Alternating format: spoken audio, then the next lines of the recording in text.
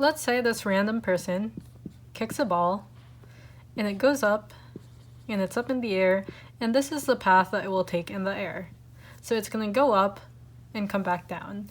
So it follows this kind of a parabola shape of its path, and this is a big characteristic of things that are in projectile motion. So the ball itself would be known as the projectile, and then the distance that it travels in the x direction would be called the range.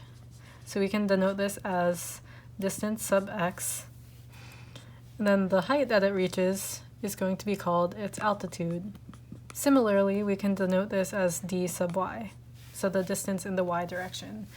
So when the ball is first kicked, it has motion in both the y and the x direction. So when it's at its top point, its velocity in the y direction is going to be 0 meters per second because it's not moving up or down. So from this diagram, we can generate a couple of equations that we can use, which are very similar to the kinematics equations. The first of which is the distance in the x direction is equal to the velocity in the x direction times time. And it's important to note that the velocity in the x direction stays constant. So even if your y velocity is changing, your x velocity will stay the same all throughout this time that it's in its projectile motion. Then we have this other equation. So the distance it travels in the y direction is equal to 1/2 the acceleration times time squared. And you'll notice that this looks a lot like one of the kinematics equations, where it's delta x equals 1/2 at squared plus initial velocity plus initial position. And so we're basically just taking out these two terms. So the altitude is equal to 1/2 times the acceleration, and the acceleration for objects in free fall is 9.8 meters per second squared times the time that it's in the air squared. We also have this equation which states that the final velocity in the y direction is equal to the initial velocity in the y direction plus acceleration times time. And we're going to be using the same acceleration value for this. And so this also has parallels with the kinematics equation, which says final velocity is equal to initial velocity plus acceleration times time. So here I got an example problem from the Princeton Review book, and it says an object is thrown horizontally with the initial speed equal to 10 meters per second. It hits the ground 4 seconds later. How far did it drop? And so before we get into this problem, as you can see, I wrote down the 3 equations that we got previously, and we can also add another one, which is based on this kinematics equation. Final velocity squared is equal to initial velocity squared plus 2a delta x.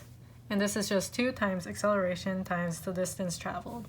And so you can also use this for the velocity in the y direction, because remember, your velocity in the x direction is going to stay the same, so you don't need to use this for the x direction. So the final velocity in the y direction squared is equal to initial velocity in the y direction squared plus 2a, which remember is going to be 9.8 meters per second squared, times the distance traveled in the y direction. And so we've got our 4 projectile motion equations, and now we can decide which one to use in order to solve this problem. And so we're looking for how far it dropped. So if we have this object and it's being thrown horizontally with an initial speed of 10 meters per second, then its trajectory is going to look something like this. So let's say this is the ground, and after 4 seconds it hits here, and we're trying to find how far it dropped, otherwise known as the distance in the y direction. And so we have the speed, initial speed rather, and the time it takes, and we just need to find distance sub y. So let's try to find an equation which has all 3 of these variables. And so we're definitely not going to use this one because this is going to be solving for the distance traveled in the x direction. In this one, we do not have the distance traveled in the y direction as a variable, so that one can't be it. But we can use this equation because we have to solve for this variable. We have 1/2 as a coefficient, and then a is just 9.8, and we're also given the time.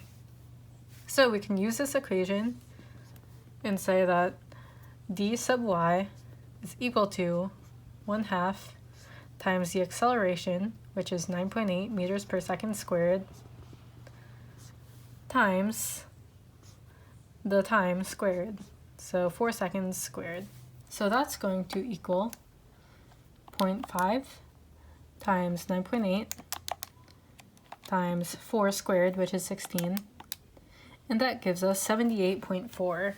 So as you can see, the initial velocity didn't really matter in this problem. So sometimes some of the problems will give you more information than you actually need. And it's important to remember that whenever you're taking a test or sitting down for the AP exam.